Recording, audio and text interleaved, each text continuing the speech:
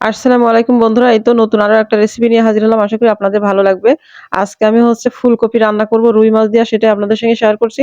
বন্ধুরা, ১ম এ আমি রুই মাছ আর ফুলকপির সাথে আলু, পেঁয়াজ, রসুন, কাঁচামরিচ এগুলো রান্নার জন্য কেটে কুটে ধুয়ে ভালো করে পরিষ্কার করে রেডি করে নিয়েছি। আর তারপরে এই যে কড়াই বসিয়ে দিলাম, আর কড়াইয়ের মধ্যে মাছ ভেজে নিলাম। সরিষার তেল দিয়ে লবণ আর হলুদ মাখিয়ে তারপরে মাছটা ভেজে উঠিয়ে নিলাম, আর সেই তেলের মধ্যে আরো কিছুটা তেল দিয়ে দিলাম।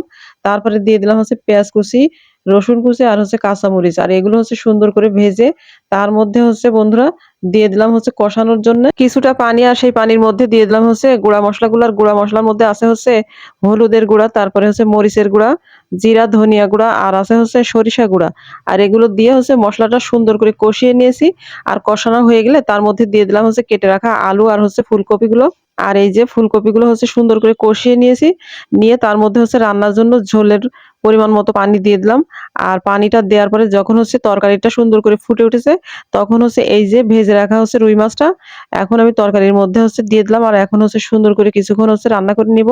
আর বন্ধুরা, এই যে দেখছেন রান্নাটা একদম শেষের দিকে। আর এই পর্যায়ে আমি উপর থেকে দিয়ে দিলাম জিরা মরিচের গুঁড়া ছিটিয়ে। তারপরে এই যে আরো কিছুক্ষণ অল্প আছে রান্না করে নিলাম। আর মাশাআল্লাহ, এই যে দেখছেন আমার আজকের রান্নার ফাইনাল লুক। যাই হোক, পরবর্তী ভিডিও দেখার আমন্ত্রণ জানিয়ে শেষ করছি। সেই পর্যন্ত সবাই ভালো থাকেন, সুস্থ থাকেন। আল্লাহ হাফেজ।